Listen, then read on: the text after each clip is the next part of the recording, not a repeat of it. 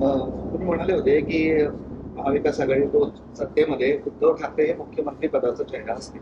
याबाबत नाना पटोलेंना विचारले असता हे म्हणाले की शरद पवार किंवा उद्धव ठाकरे असं म्हणाले तर आम्ही ते गांभीर्याने घेऊ, अन्यथा आम्हाला याच्यावर विचार करण्याची गरज नाही, नंतर ठरवू. बरोबर आहे. 2019 साली तीच म्हणालो होतो उद्धव ठाकरे मुख्यमंत्री.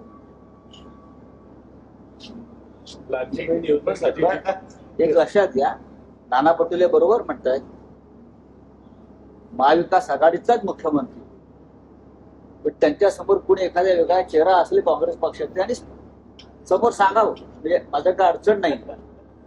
काँग्रेस पक्षामध्ये जर काही चेहरा असेल, या आमचा मुख्यमंत्री पदाचा चेहरा आहे, तर नाना पटोले यांचा चेहऱ्याचं आम्ही स्वागत करतो. पण नाना पटोले आमचे मित्र आहेत, त्यांची अडचण मी समजू शकतो, सगळ्यांची समजू शकतो. मी महाराष्ट्राला प्रिय असलेल्या चेहऱ्याविषयी म्हणतो. मी महाराष्ट्राला जो चेहरा हवाय, महाराष्ट्राच्या मनात जो चेहरा आहे, त्याची म्हणण्याचा मला नक्की अधिकार. बरं, याचा अर्थ काय समजायचा? त्याचा अर्थ काय? काँग्रेसकडे चेहराच नाही असं नाही की त्यांनी सांगावं, त्यांनी सांगायला पाहिजे. लोकशाही बाळासाहेब थोरात आहे, साहेब, त्यांनी काँग्रेस पक्षानं सांगावं, बाबा आमच्याकडे हे 10 चेहरे आहेत, त्यातला आम्ही एक निवडू.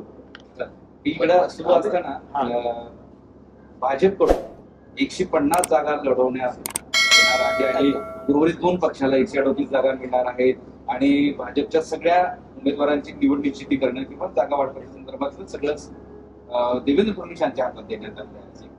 चांगली गोष्ट आहे, हे आमच्यासाठी अत्यंत शुभशकुन आहे. नरेंद्र मोदी हे जे प्रचाराला येणार असतील महाराष्ट्रात आणि अमित शहा, तर त्यांनी जास्तीत जास्त सभा महाराष्ट्रात मोदी आणि शहाने घेतल्या पाहिजेत आणि फडणवीसांकडे या राज्याची सूत्र जी भाजपची असायला पाहिजे. हा महाविकास आघाडीसाठी शुभ संकेत. याचा अर्थ आमच्या 25 जागा नक्की वाढतील. 138 जागा त्यांच्या दोस्तांना मिळणार आहेत. आज त्यांचा प्रश्न आहे ना, हे शेवटी हे सगळे लाचारांना किती मिळणार? लाचारांना तुकडेच फेकायचे असतात, की त्यांनी निवडपणे घ्यायचे असतात. पण त्यांच्यामध्ये स्पर्धा लागली मुख्यमंत्री, लागू त्यांना स्पर्धा घ्यायला काय हरकत?